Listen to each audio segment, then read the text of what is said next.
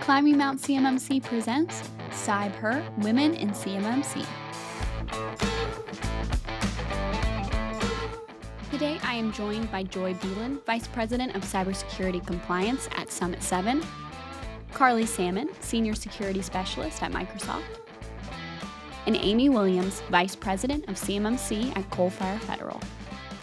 Hello, climbers, and welcome to CyberHer Women in CMMC, a series that is attached to Climbing Mount CMMC.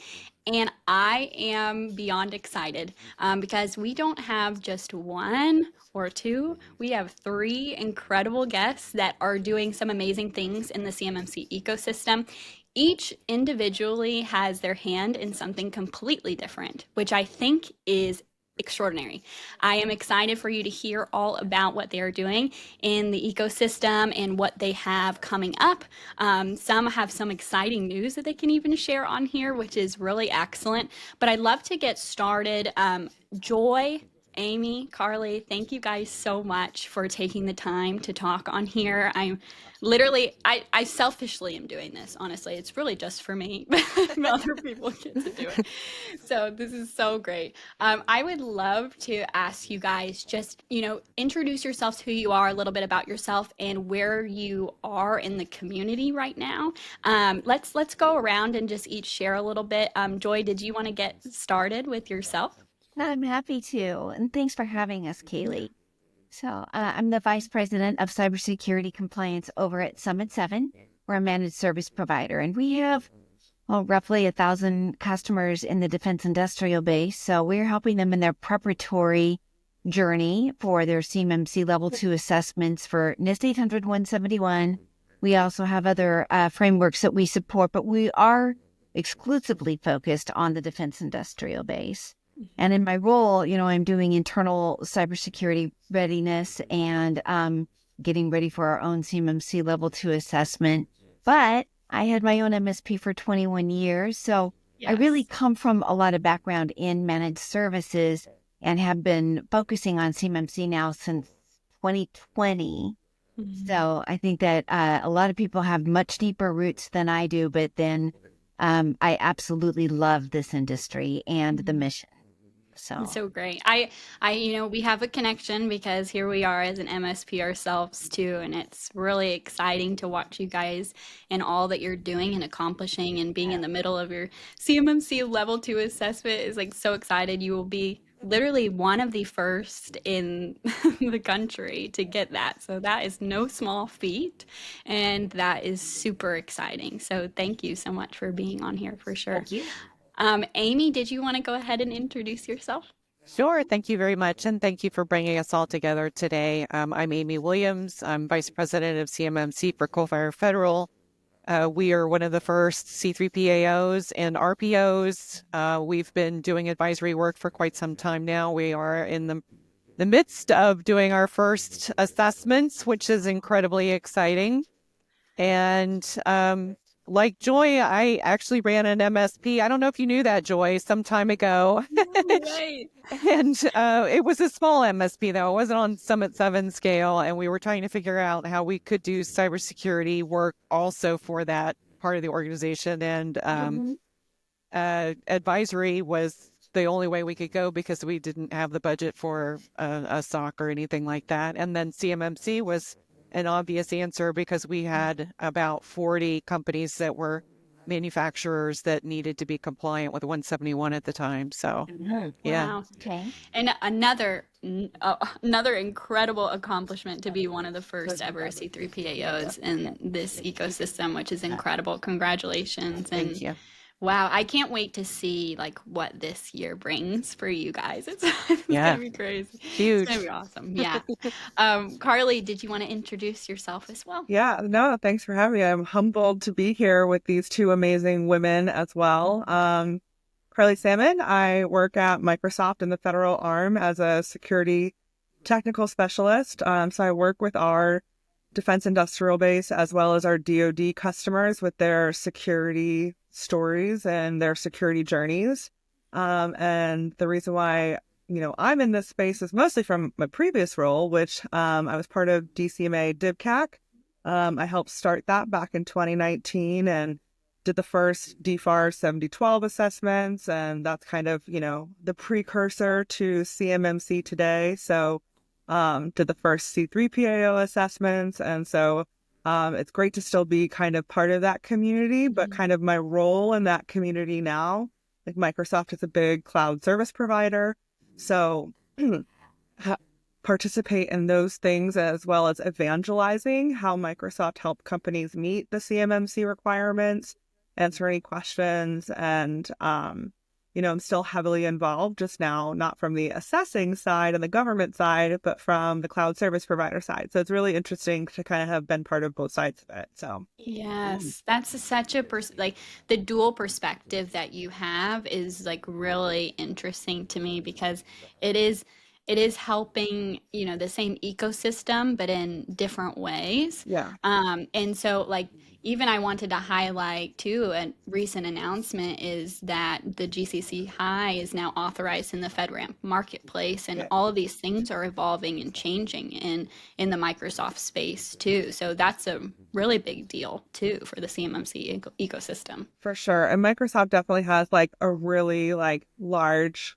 CMMC. I say large, but it's really kind of small, I guess, if you compare it to the size of Microsoft, right? But there are so many people that are so passionate about our defense contractors and how we can help them in this space. And so it's really cool to kind of be a part of that community and coming from the government, because there's only so much you can say as a government like employee and as a DIBCACer. And so to kind of be on the outside and be able to kind of have like, a little bit more open conversations, but then taking kind of that perspective and that connection, has really been very helpful to me, to us, and to the ecosystem as a whole. Yeah, that's awesome.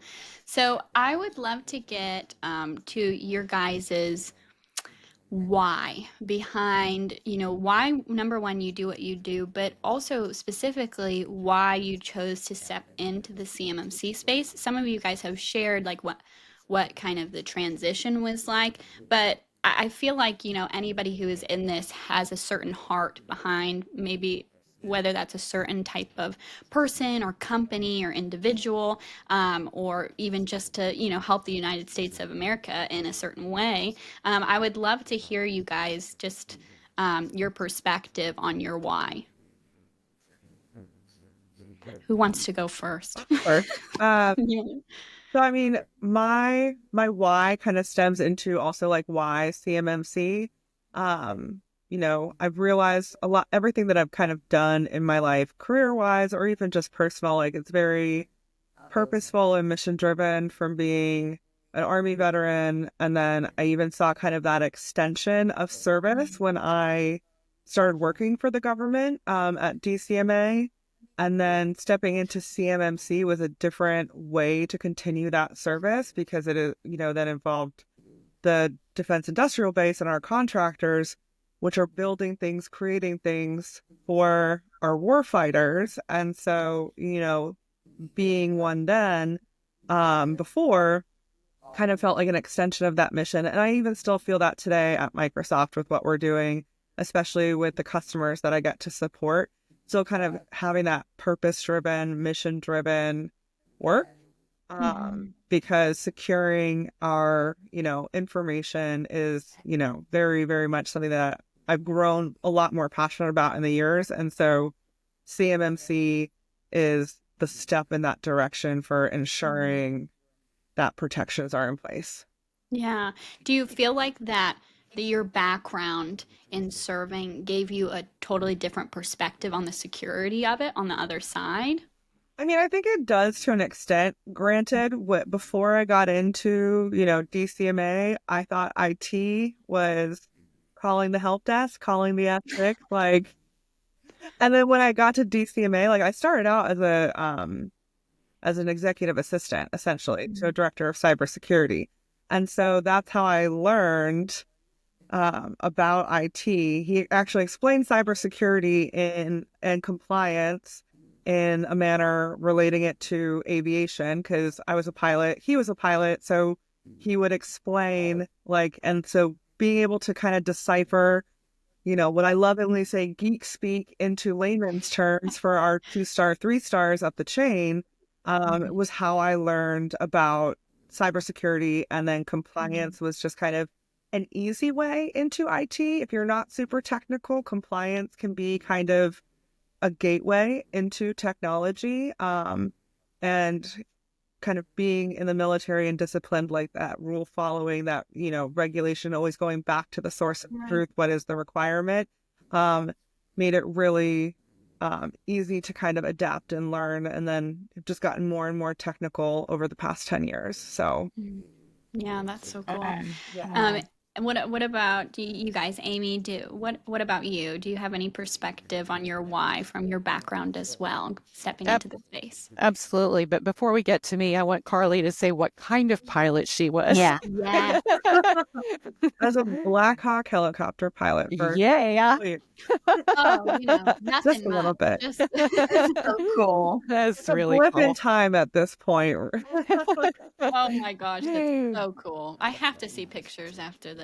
Yeah, I will. That's awesome. Try and So I have a very different background, and thank you for pulling together this group of women, because I love how diverse the backgrounds are for all of us. But I actually was a college professor for quite some time. I've always been the champion of the underdog, and I was incredibly aware for a very long time of how unaware most people are of how vulnerable they are for a whole bunch of different risks.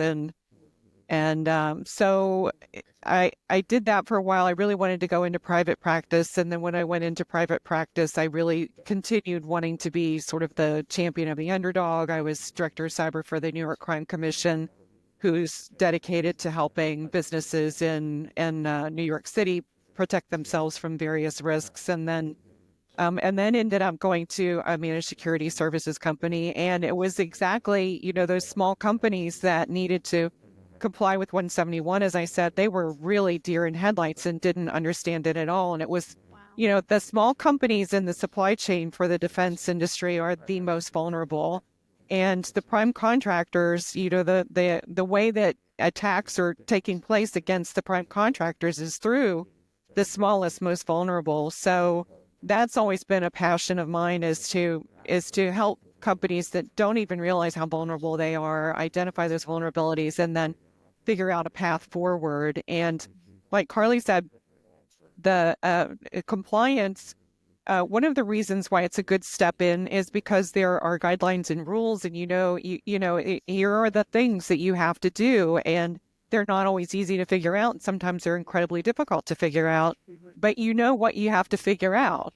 So that's a super helpful thing. And one last thing about 171 and CMMC is that it really emphasizes that cybersecurity is not a thing. It's a whole bunch of things, and you have to protect all those things in order to reduce your vulnerabilities in the space. I have just this is just a personal curious question of your story. So you shared that you were a professor, correct, at one point, and then did you start working for an MSP after that, or was I did everything backwards. So I was. I just wanted to know I wanted to know how it worked and what you learned from that, because it's so intriguing to me.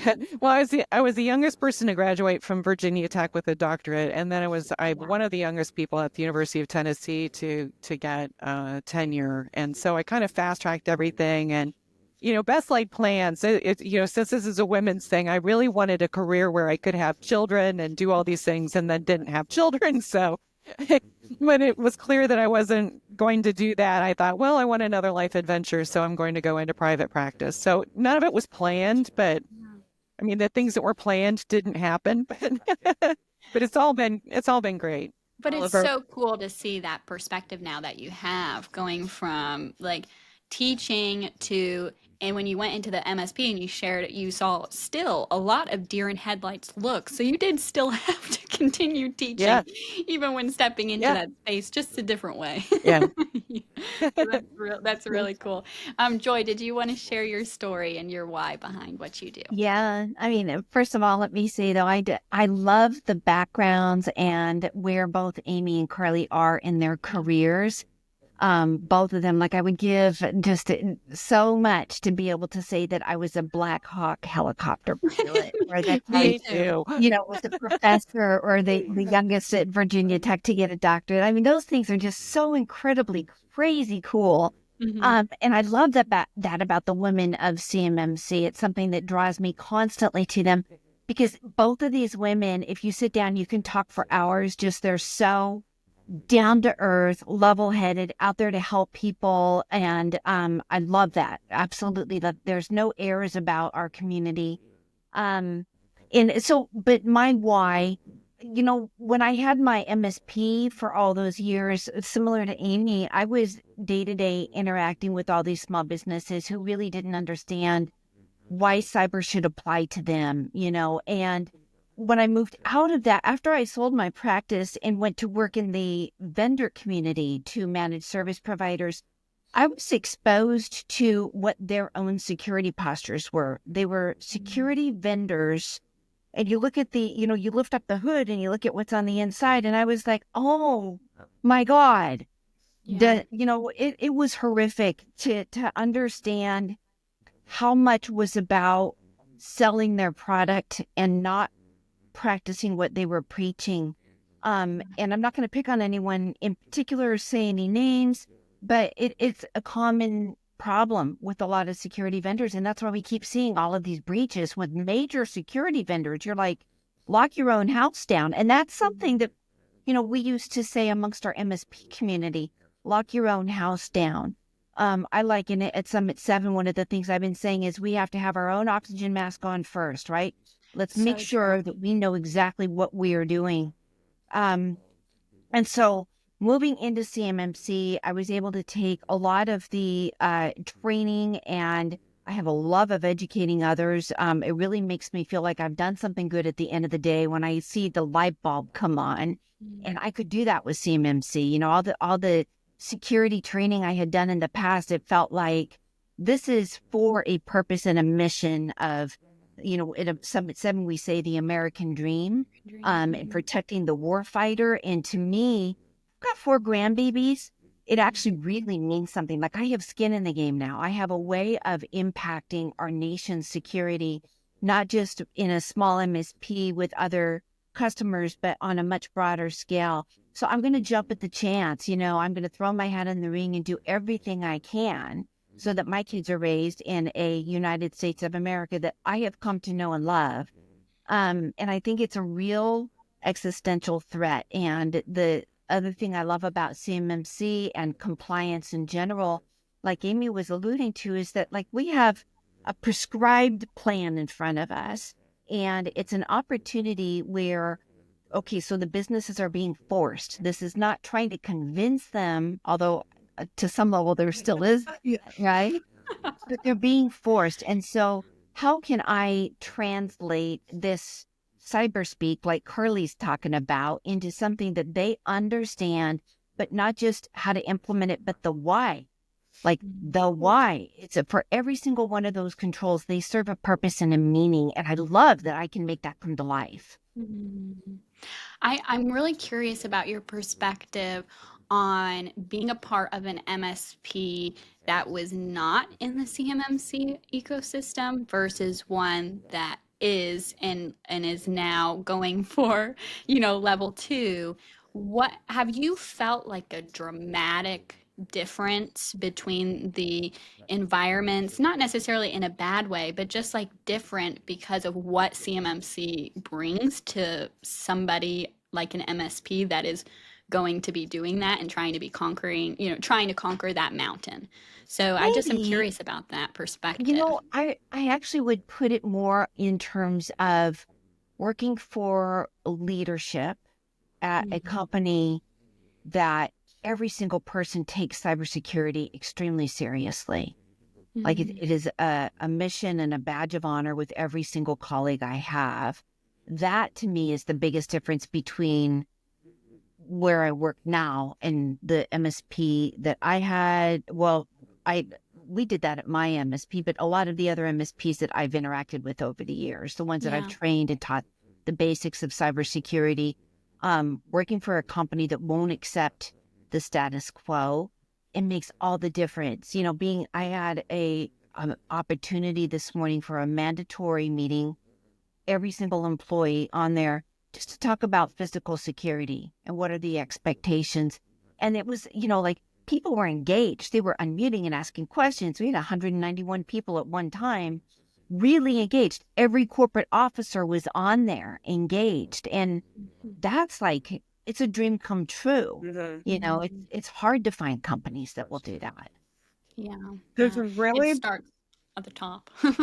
I think there's a really big shift that we're seeing too, where security and especially cybersecurity was an afterthought, and it is now becoming more of a line of business. Right. And it is being something that is talked about up front, which makes it really, I don't want to say, it makes it a lot easier when we come out or when IT professionals have to go to their leadership, ask for money to do X, Y, or Z, get a tool, like bolster their security. There's more understanding of the need for it, and there's more support because I definitely know that I saw companies where there wasn't management support, and you could really see it and like see how and why they were struggling. But as soon as a not so great assessment score comes through, that tune changes. But I think we're just seeing it like kind of across the board, though, that we're seeing it becoming more and more prevalent for how to run a business versus this is a business I want to run. And it's like, oh, now I have to make sure I do this. Like it's that kind of, it's part of that building process, not an afterthought. Yeah, well, it's always been a cost center. Cybersecurity has always been considered a cost center, and cost centers are the goal is to always reduce the cost as much as possible and maintain whatever you need to do. But now it's becoming a strategic imperative, which is, I think, what you're saying. And it's a strategic imperative because breaches are happening, and now it's a real wake-up call. So, yeah, fortunately, and you're absolutely right, that's night and day. The way companies behave depending on whether or not the leadership views it as a strategic imperative or a cost center. I think this perfectly goes into, I really wanted to hear what your guys' thoughts are about 2025 and how you think this year is going to shape your different perspectives because, at least for us in our side of things, like the end of last year or the end of 2024 was wild as soon as 32 CFR final rule dropped and they were like, what time do I have to be ready? What's going on? Oh my gosh, I have to be calling 35,000 people trying to figure out what I'm supposed to do. Some people were even reaching out to us that had seen us 3 years ago, but didn't feel like they had to reach out until then, And so I just want to hear, from each of your individual perspectives, how you see things changing and evolving into this new year. Who wants to go first? What do you think?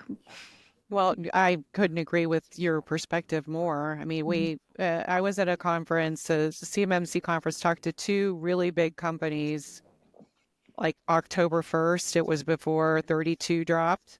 And both of them were saying they were taking a wait and see attitude with CMMC. And I was like, what universe are you living in? It's polite. I didn't say that, but in my head, I said that. And so now, the phone is ringing off the hook, just like, everybody on the call here. It's just been absolutely insane. And people are scrambling to try to get ready. And a lot of companies are signing up for certifications. Then, I'm so glad that there's that piece where they need to have a readiness review because I think a lot of companies are rushing to sign up that are not ready and not going to be ready for a while. So you're already seeing that kind of start, Amy, of just like really needing to vet because people are just scared and wanting to get right to it kind of thing, but are not fully ready themselves. Yeah. Okay. Wow. Yeah. And we have the great fortune being a large company that, was one of the first, the biggest and FedRAMP that we work with really big companies. So those companies are obviously really well prepared, but we're happy to work with anybody. And we work with small, medium, and large companies. And there are a lot of medium to small companies that just have been pushing this on the back burner cybersecurity is a cost center. Let's wait and see what happens. And now it's scramble time. What about you too, Joy, from your perspective with the MSP? It's crazy growth. I think it'll be interesting in 2025 to see how service delivery improves and more automation kicks in. We're all just starting to figure it out how to best do it as service providers. Yeah. And so our industry, I could see that, first of all, vendors are going to wake up and say, oh, this is a great opportunity. I should have taken the FedRAMP or at least CMMC crosswalk a lot more seriously, and the shared responsibility matrix. There's a lot of parts of CMMC, I think, that are also going to leak into other frameworks, other service providers that are, maybe they're really good at CIS or NIST CSF or whatever, and they're going to learn a lot from what we accomplish in CMMC. And so it'll be interesting to see how it spans outside of just the defense industrial base, customer base right now. Carley, from your perspective, like where do you see you guys, adjusting this already? I've kind of shared big perspectives and new changes that are happening there, but where do you see that going this year? Yeah, I mean, in a sense, luckily, Microsoft has been creating their clouds and their tools in alignment with the FedRAMP, and that's always kind of been part of our business practice for many, many years. So how do we continue to support our customers? How do we better partner with our customers, the ecosystem, with the DoD to help figure out some of the best ways to do this, especially for those smaller companies, because this can be such a costly endeavor up front. And so how can we help be part of those conversations as they're trying to figure out what to do, and what can we do internally? And so, I mean, we're definitely still kind of in the forefront. It wasn't just we're FedRAMP, we're FedRAMP authorized, we created the cloud for you, go figure it out. Continuing to partner with our customers to get through this and achieve this. And a lot of the people who work with those contractors who are their customers are there, and with our partners, especially with our partners, because there's a lot of people who use our products not that we can't touch them, but it's just we don't have that touch point. So how can we enable our partners to support those companies, and how can we support our partners throughout this as well?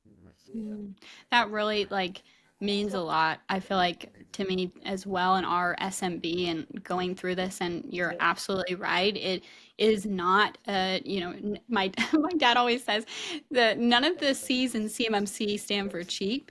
And that is quite true. Like that. Yeah, you can use that, tell them that I gave you approval to use that.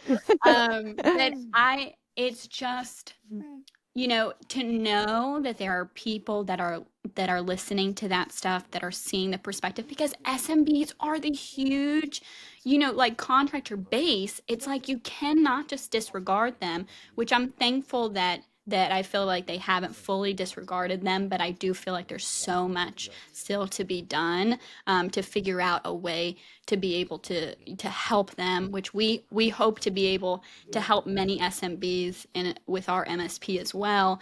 But it's just, I love hearing that, because I really do think there is so much to, not even just necessarily vendor perspective, but just in the ecosystem to help these SMBs figure out how to climb, because it is no small feat. So that is so great to hear, and I love hearing all of your perspectives on that. I do want to hear another perspective of, there's a little bit of an underground women in CMMC community here. If you guys are new to this community and you're listening to this for the first time, just know there is tons of incredible bosses in this community that are killing it. And just like Joy said, you could sit down for hours to hear the backstory of all these people. But I've heard that you kind of, started this kind of community getting together when going to Seek East, and different conferences and stuff like that. Did you want to share a little bit about the why behind that and what you've learned. Did you guys meet each other from that group? Tell a little bit about that perspective too, because I'd love to hear.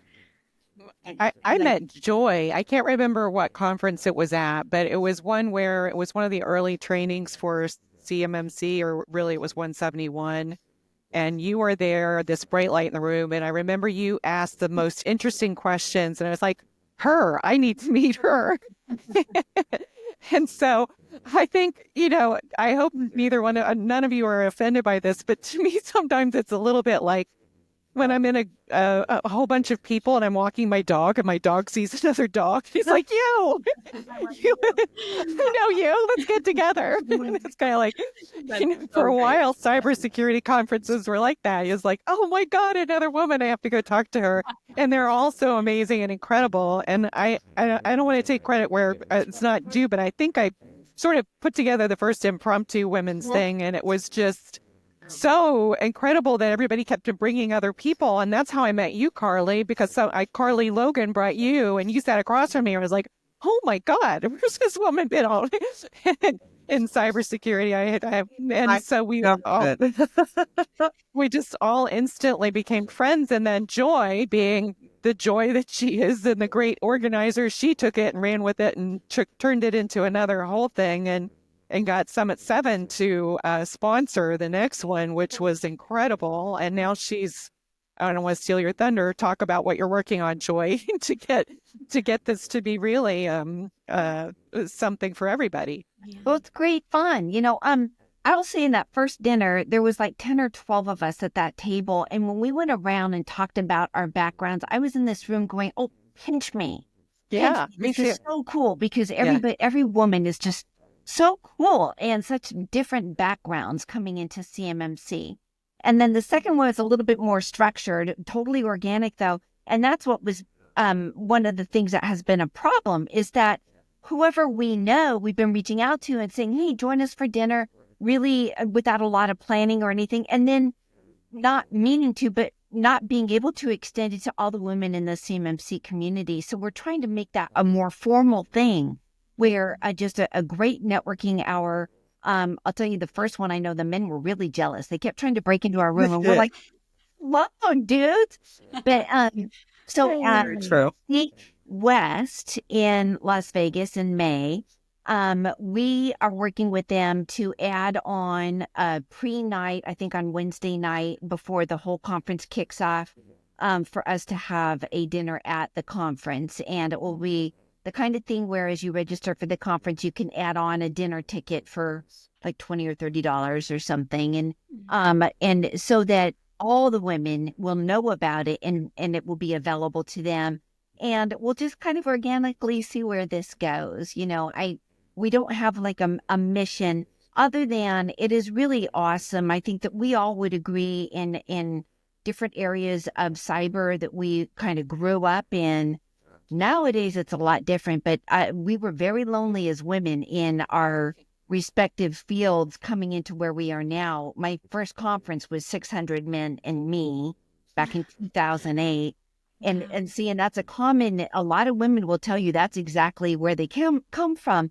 And, none of us that I know let that be anything that stopped us or was daunting to us. But it's refreshing to be surrounded by so many women in the CMMC ecosystem. We should celebrate it and we should really build on it.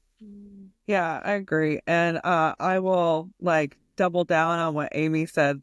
Joy is a light, just her smile, the presence that she brings into a room.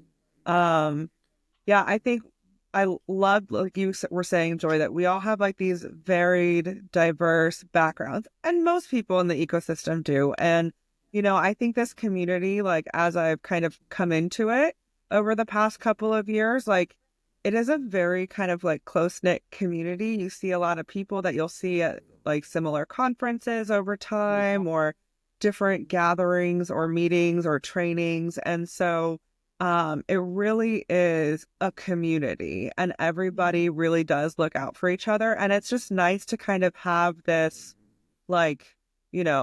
girlfriends club, whatever you want to call it, just just like another like aspect of the community. And yeah, the men were very jealous the first time we had the dinner. But yeah, I mean, it's great just to also hear the different backgrounds, to also like, you know, in a sense, if you're feeling like, what am I doing here? Like you'll hear like the stories that you hear, and, you know, it's just very supportive, and, you know, it's just that networking and additional connecting, because that's the way that this is going to be successful, is if we continue to work together. And that's also been something like really great to see. And like Joy, you kind of mentioned it before, but I'll say most, you know, maybe like 90% of the people who are in this ecosystem who are doing this work are doing it for the purpose behind the work. It's not, and like, you know, coming from the government, and then when they were putting this, you know, into the private sector to do, you know, there were people who were naysayers that like, people are just going to do this for the money. How are we going to know that they're like, it's all, you know, up to par, or, you know, it's good work? But everybody in this ecosystem cares. And that has been like, you know, everybody that I know that I've worked with who's come out and into the ecosystem are like blown away by that. And so it's amazing to be a part of. Yeah, I'm so inspired by, I mean, this conversation and seeing so much of the ecosystem, and I am very excited, Joy, to hopefully get together for that, and be at Sequest with you guys, because that will just be so amazing. I think it's also so funny how if you looked at like on a paper, technically, Joy, you and I are both MSPs that would like, we're much smaller. We're a boutique MSP, but that's like a competitor, but that's not the same thing in the CMMC ecosystem. And I love this because I feel like talking about the MSPs for the protection of critical infrastructure and how we're both a part of that. And there is a main goal, there is a mission that we are trying to accomplish, and we're MSPs, you know, we're doing the same things just in different ways, and we're trying to accomplish, you know, CMMC. And I do feel like just echoing what all of you are saying, you can really see that throughout the ecosystem, which is very inspiring to me, and I think it's so cool. So I do want to say, Kaleigh, I've seen yeah. you kind of grow up in this ecosystem over the last year or two. And I, you know, from where you started on the podcast with your dad, and the kinds of questions that I see you asking now, I'm really happy for you. Like, you're really embracing this. And so Thank you. good for you. I love that you're going to be getting your CCP. Now I've put the pressure on you that you actually have to do it. Oh no, I love that. Yes. No, I put the pressure on Bobby to pay for it for me. I'll call him as soon as we're done. Yes, guys, I'm telling you, I'm so new to this, and I hope that I can be a voice for some people that are listening to this that are stepping into it for the first time. I don't know nearly as much as what these women do, but I'm so inspired just from marketing it and learning about it through all that Bobby has done, my dad has done in the MSP, and watching every step of it, that I sat through I sat through a CCA course, even though I literally didn't pay for it. I also did not get the credits for it. I was just sitting, just listening in the back, and it sucked me in, you know, and I don't know what else to say other than maybe it's because I'm a rule follower, and we've all talked about how there's rules and structures and you got to follow them, and, you know, so I do hope, thank you, Joy, for those really kind words, because that really does mean a lot, but I do hope that there are people listening to this that are like me, that are like, should I step into this space? I don't really know a ton. It's like, well, learn from people who know more than you, and don't be afraid to say, I don't know, and listen, you know, and you can slowly, you know, start to learn more and more and more. And I just am really, really inspired about that. I also wanted to highlight too, Amy, you were sharing something when we talked yesterday, and I don't want to let this go, about what background you need to step into this space. Can you share a little bit of what you said to us the Yeah, other day? thank you for asking, because I feel very passionate about this too. And again, being the champion of the underdog, is there are so many careers that it's hard to be really successful and rise to the top unless you have college degrees and have spent a ton of money. But cybersecurity is not one of them. And, if you've got a passion for it, there's so much that you can learn. You can start with YouTube. You can join hacking competitions. You can join hacking groups. There are universities that have hacking clubs that you don't have to belong to the university to become a part of. There are tons of people that want to mentor people in cybersecurity. The Cyber Guild has an incredible program to mentor women in particular, but also people of any minority. I'm a mentor for them. There's a bunch of women that are mentors for them, just helping them figure out a path forward in cybersecurity without having to quit everything and go to college. And, I hired somebody a long time ago when I was working for the MSP that didn't have a college degree. And I think he's making more money than anybody I know now. And he never did get a cybersecurity degree. So he's, it's just, it's all about if you've got the passion for it, and you can find a mentor that says, well, go here next and then go there next. And the sky's the limit with cybersecurity of any branch. Thank you for asking about that. Yeah, of course. There's also some Carley, fabulous can you- Microsoft oh, certifications too. Absolutely. Yes. Yeah, that's I wanna leave absolutely that right. out. Yeah. Fabulous. Yeah. Thank you for, yeah. Carley, you also are a part of some really cool organizations that work with women and cybersecurity and stuff like that too. I was wondering if you'd be able to share a little bit about that and give them a shout out too. Yeah, no, thanks for that. Yeah.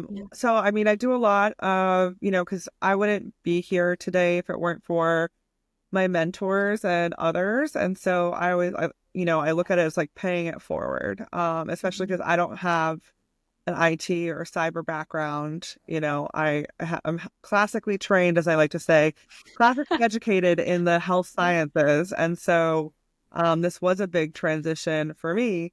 And then so, I do a lot of work with this organization called STEM for Her. Right now it's like in the DMV area. And I work with their mentorship program, which puts women and college age students together for mentoring as they're like going through their journey and trying to figure out what they want to do.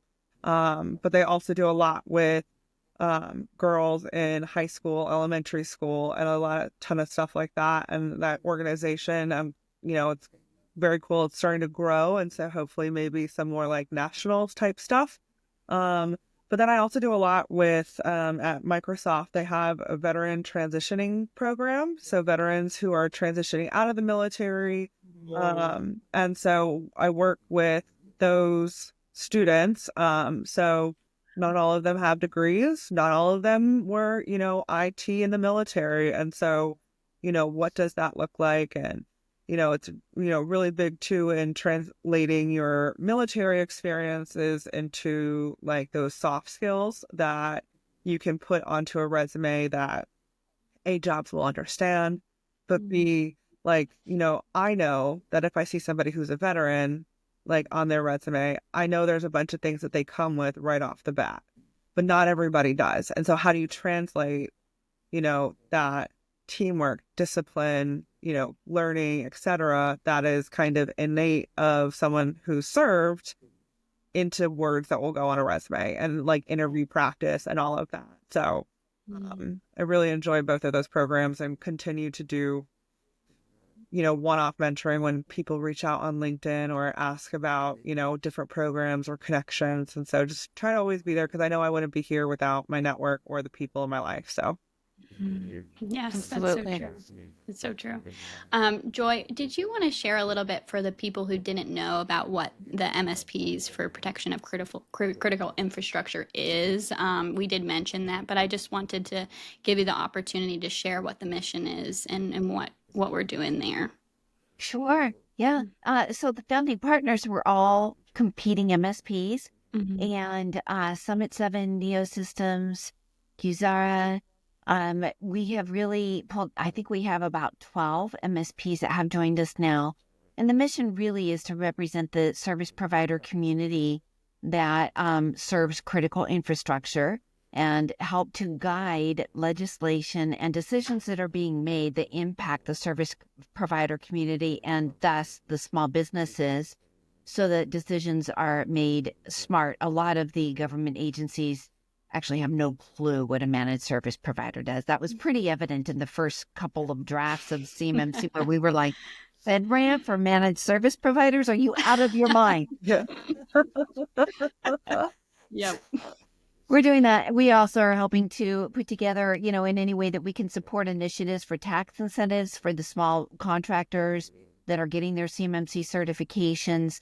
What is the right level of security that should be required of a managed service provider that is serving critical infrastructure, those kinds of initiatives. So, and one of the neat announcements we just made yesterday is that we found out that the Cyber AB cannot put onto their marketplace the ESPs, external service providers, that have received their own CMMC Level 2 certification. They're not able to track that or have that be a publicly accessible database. So we stepped up to offer that for them. And we'll be checking with no charge at all any MSP that gets a CMMC Level 2 certification.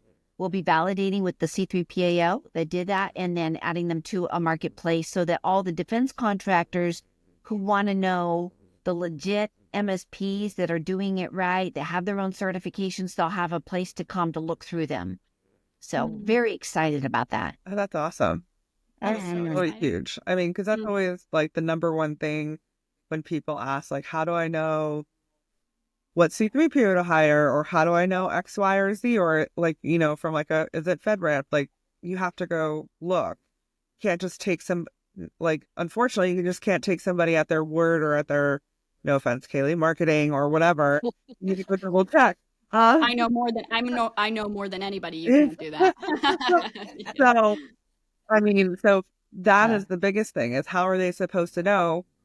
And I think that's also going to be the biggest struggle, is people are not going to know that they should go check somewhere or know what to check to ensure that the service that they're purchasing is going to meet the muster until they get assessed and then don't pass or get a finding or something to that nature. That's always heartbreaking. Like, because I know, like, from my perspective, when I was an assessor, like, we weren't looking for gotchas. We weren't looking to, like, look for you to fail. And so, just work with us to figure it out and to show us how you do this. And, like, if it's something that can satisfy the requirement. And so it always, like, the first, non-passing one that we had, of course, I don't know why I had that one as well, but, like, it hurt. I was like, I really don't want to tell you this, but unfortunately, That's very and that's where, again, like, goes back to the requirements, like, and so anyway, it's very stressful for a company to go through an assessment, and I love the empathy that you're expressing there, and it's really important for C3PAOs to be aware of that you're bringing in clients who are doing something that is they've got a lot of livelihood hanging in the balance depending on how this assessment goes, and Absolutely. and we need to be as C3PAOs respectful of that, and kind, and you can be independent and follow all the guidelines without being a jerk. and that's just, yeah. I think, and I'm seeing that, like, from your perspective, Amy, like what you're saying of, bringing it from your side, but then as what Joy is saying and what we're trying to accomplish from the MSP side is to also honor your time and what you're doing. It's like with both categories, and then with what Carley is saying, being honest, being transparent, always trying to think of what would be best for the industry as a vendor. It's like all of that stuff combined can help make this ecosystem thrive. So I just love hearing all of those perspectives, because it gets like a fire under me. I'm like, here we go. And that wasn't me trying to promote Joy, the MSP for the protection of critical. I'm like thinking of the logo, the fire under me. But anyway, it's a little plug there. But I just want to say, I want to honor you guys' time, and I want to say thank you, first and foremost, for allowing me to interview you guys, even though I have nothing in my title besides marketing director, and inspired by the CMMC community. Hopefully, like Joy said, CCP soon. But thank you guys for sharing your perspectives, your backgrounds, what you're trying to accomplish in this community. Again, congratulations, Amy, with your company and the C3PAO, one of the first, which is such a big deal. Joy stepping into level 2 certifications. We are doing it in the middle of it right now. Assessment time. Here we go. That is a huge deal as well. And what Carley is doing, what Microsoft is doing, literally is, I mean, for a company like us, is literally helping us with the foundation of our work and what we're doing and helping us thrive. So it's incredible to see that perspective as well. I'm going to link where you can find all of these wonderful women at LinkedIn, as well as the different organizations that they shared about in this podcast episode. So if you wanted to learn more about those organizations, you can check out those links below. But thank you guys for listening to this episode, and we will see you in the next one. But until then, keep on climbing. Bye, guys. All right, thank you. Make sure to follow us on LinkedIn and YouTube to stay up to date on the latest CMMC news. We hope you guys enjoyed today's episode and listen out for the next one. But until then, keep on climbing.